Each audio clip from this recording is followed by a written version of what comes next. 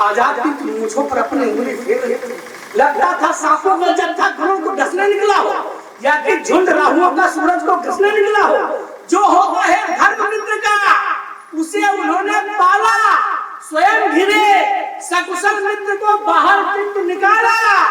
जैसे बाज टूट पड़ता है पूरी शक्ति से खाने पर, जितनी भी गोली दागी सब जाकर लगी निशान। ये करती है बात जवाब था, मैं लिखने में सुंदर था। राग प्रेम का ज्वाला भरा मेरे भी अंदर था। चाहे थी मैं सर्वस्व से लुटाकर कुछ कर जाऊं, माता के चरणों में अपना तन मन भेज चढ़ाऊं। राग प्रेम का ज्वार भरा था लेकिन तन अंदर था। चेतन की भावना किंतु मैं निज शरीर से जल था। किंतु एक जलवान सूरज ने मुझे तपाया, मुझको छू करके उसने मेरा सम्मान बढ़ाया। उस सूरज बलिदानी का मैं पल्ला खोल रहा हूँ, मैं अल्फ्रेड पार्क का बूढ़ा बरगद। मुझे उम्मीद है कि रचना आप समझ आते हो कि मैं किस महापुरुष की बात करने जा रहा हूँ। मैं अल्फ्रेड पार्क का बूढ़ा बरगद बोल रहा हूँ।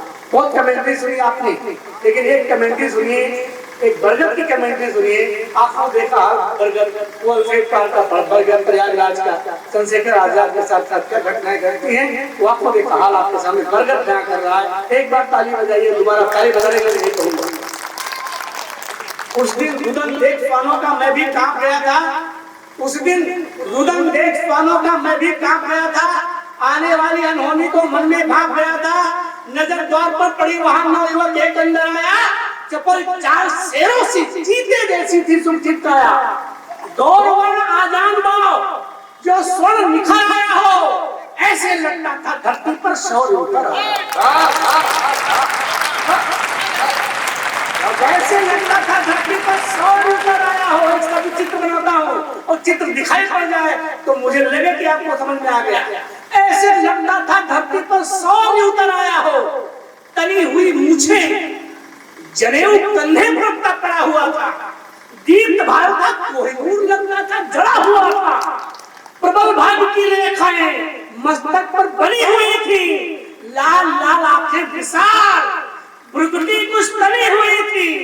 श्वेत दूध जैसी धोती जो कटी में बंधी हुई थी। बाईं और कमर में उसके पिस्टल टंगी हुई। कौन था उसके साथ मित्र, ये मुझको पता नहीं। ये बरगद क्या था, कौन था उसके साथ मित्र, ये मुझको पता नहीं था। लेकिन उसका हाव भाव भी उनके जैसा ही था। और पास जब आए उनके बड़े कान में स्वर थे। और पास जब आए उनके बड़े कान में स्वर थे। बातचीत से जाना हुआ था चंद्रशेखर। क्या कहने व्यास जी, वाह वाह। बहुत सुना था मैंने, वे थे मुन्ना भी बलदानी, उन्नाव की रहने वाले। बहुत सुना था वे थे मुन्ना भी बलदानी। पिता थे सीताराम तिवारी, माता थी जगरानी। मैं समझ गया ये वही वीर आजादी का मतवाला, जिसने बचपन में ही जज का दर्द चूर कर डाला। राज प्रेम की बूटी बचपन से घुट्टी में घोली, पीठ के कोड़े खाए पर भारत माता की जय हो। मैं समझ गया ये भारत माता की आंखों का तारा है, जिसने भगत सिंह के संग में सांडोस को मारा है। राज प्रेम का प्याला होकर मनमस्त किया है और खजाना काकोरी में ट्रेन से लूट लिया। अभी मंत्रणा साथियों के अग्रह से जारी। मेरे मित्रों, ये एक ऐसी रचना है निश्चित है कि आपके जो शरीर में रक्त प्रवाहमान हो रहा है, अगर उसमें गर्मी आ गया तो मुझे लगना चाहिए कि गर्मी आई है। अभी अभी अभी मंत्रणा साथियों के अविरल थी जारी। क्रूर नियत की अलग चल रही थी कोई तैयारी। शायद किसी भेदिये ने जाकर के था बतलाया। गोरा अफसर क्रूरनाट बाबा सेना संग आया। चारों ओर पार्क को घेरा। तन के बैठ जाइएगा। चारों ओर पार्क को घेरा।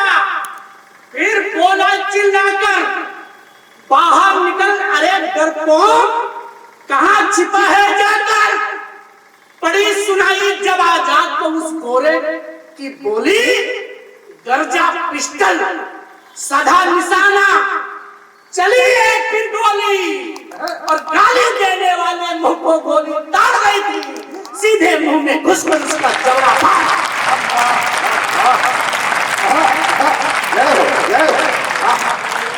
सीधे मुंह में घुसकर उसका जबड़ा फाड़ गई। गिरा नाक, बाबा सीने से सोते फूट पड़े थे, पर अंग्रेज सिपाही तिरकी दल से फूट पड़े। धीरे धीरे गोरे सैनिक को कौन घेर रहे थे? कौन भैया? धीरे धीरे चित्र खींचता हूँ, धीरे धीरे गोरे सैनिक को कौन घेर रहे थे? आजाद किंतु मूंछों पर अपनी अंगुली फेर रहे थे। ये होती है देश के लिए मर मिटने की तमन्ना। धीरे धीरे गोरे सैनिक को कौन घेर रहे थे? आजाद किंतु मूंछों पर अपनी अंगुली फेर रहे थे। आजाद किंतु मूंछों पर अपनी अंगुली फेर रहे थे। लगता था सांपों का जत्था घरों को डसने निकला हो, या कि झुंड राहुओं का सूरज को घसने निकला हो। जो होगा है धर्म मित्र का, उसे उन्होंने पाला। स्वयं घिरे सकुशल मित्र को बाहर चित्त निकाला। जैसे बाज टूट पड़ता है पूरी शक्ति से खाने पर, जितनी भी गोली दागी सब जाकर लगी निशाना। इसको कम करते हुए जो महत्वपूर्ण बिंदु है वो आपको सुनाना चाहता हूँ।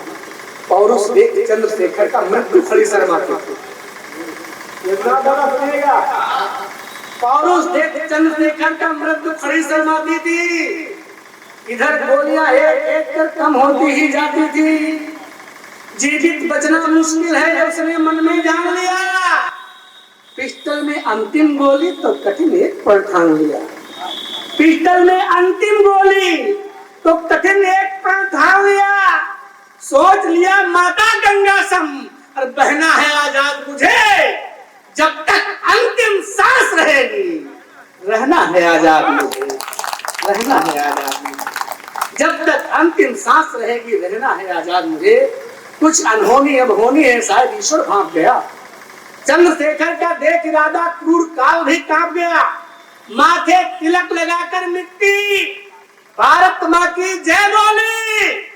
पिस्टल रखे कनपटी पर, फिर दाग दे अंतिम गोली, फिर दाग दे अंतिम गोली। गोली की आवाज सुनी तो धरती अंदर कांप गया। विडंबना तो यहाँ से शुरू होती है। गोली की आवाज सुनी तो धरती अंबर कांप गया। हिमगिर की चोटी कांपी, वह बृहद समंदर कांप गया। सूरज, चांद और गगन के छिपे सितारे कांप गए। नदियों के पक्षस्थल कांपे, झरने सारे कांप गए। हाथी, शेर, बाघ कांपे, जंगल मरुस्थल कांप गया। वीर पशुता वसुधा का सारा भूमंडल कांप गया। दसरा कंठ में दो महत्वपूर्ण पंक्तियां पढ़ के स्थान ले रहा हूं, लेकिन मुझे लगे विदाई कैसे की जाती है वो मुझे भी महसूस होनी चाहिए।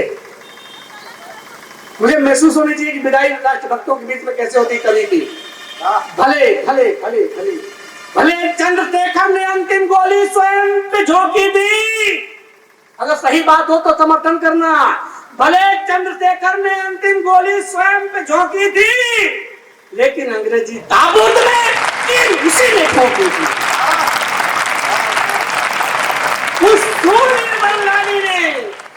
सूरवीर बलिदानी ने जो बढ़कर शिखर छुआ था, उसके दम पर ही अपना भारत आजाद हुआ था। वो आजाद हुआ था, आजाद हुआ था। इसलिए हमने भी अपनी आंखों में, भगत के राय को मैंने भी अपनी आंखों में उनका चित्र उतारा है।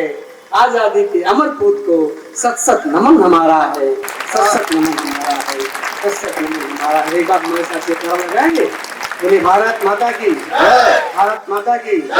हमसे तेज आवाज होनी चाहिए। भारत माता की, भारत माता की, भारत माता की। जय हिंद, जय भारत।